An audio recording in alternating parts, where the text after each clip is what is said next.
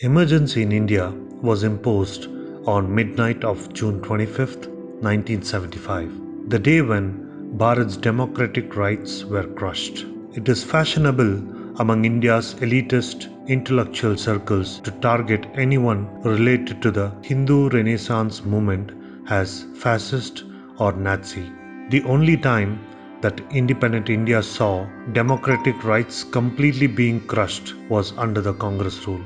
The only time post-independence Bharat was subjected to Nazi-like and fascist-like treatment was under the Congress. Isn't it revealing that the elite intellectuals do not remind the country of emergency imposed in India under Srimati Indira Gandhi's rule?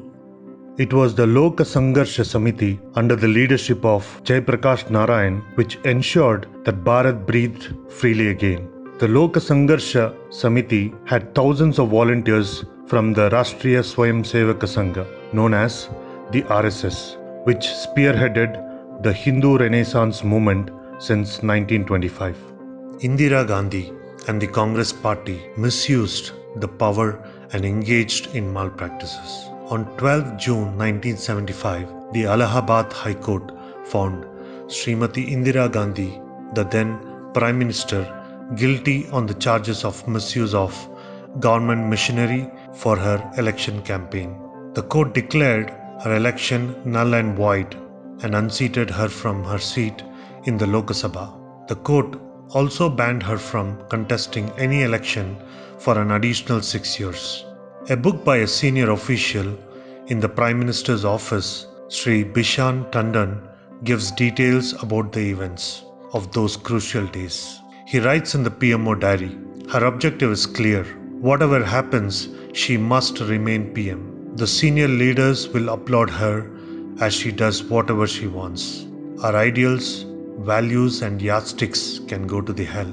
Is democracy nearing its end in our country? It is clear that in her quest of power at all costs, she imposed emergency on the midnight of June 25, 1975 with immediate effect. The order for emergency was signed by the President Fakhruddin Ali Ahmad. On July 4th, a ban was put on RSS activities. On 5th August 1975, Draconian Law Maintenance of Internal Security Act (MISA) was imposed, and thousands of people who were thought to be a threat to the Congress were put in jail and tortured. Political leaders belonging to the Jansangh and Socialist Party were also arrested. More significantly, common people with social consciousness were arrested and put behind bars. Many of the Congress leaders who were instrumental in crushing people's rights have been cabinet ministers in the last UPA government rule. The country rose as one voice under the banner of Lok Sangharsh Samiti led by Lokanayak Jai Prakash Narayan. Thousands of RSS volunteers under the direction of Sarsanga Chalak Balasaheb Devaras plunged into the movement. Almost all of them who participated in the movement were people on whom depended their entire family, and yet their family members supported their fight for democracy. The Economist newspaper in London on 4th December 1976 described the movement as the only non-left revolutionary force in the world. It is said that the movement was dominated by tens of thousands of RSS cadres, though more and more young recruits are coming. Talking about its objectives, it said, its platform at the moment has only one plank: to bring back democracy back to India. Satyagraha was organized across the country and thousands got arrested. After almost 2 years of relentless struggle, the country was successful in restoring democracy. According to the book, The People vs. Emergency, a saga of struggle, the number of RSS Swayamsevaks detained under MISA was more than 23,000. The number of RSS activists arrested for offering satyagraha during emergency was about 45,000.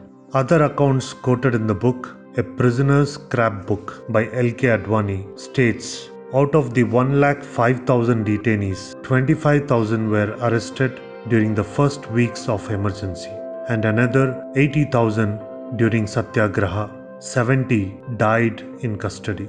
Indira Gandhi had to lift emergency on 21st March 1977. Let us bow our heads in tribute to the lakhs of Bharatiyas who braved the odds to restore democracy and the thousands who faced the brutality of Misa. Many of the people who have seen the emergency indicate that the anarchist situation and misuse of government machinery by the UPA government reminded them of situation prevalent before the emergency. Let us take a sankalp that we will not allow the institutions, values and ideals of Bharat to be compromised. Bharat Mata Ki Jai.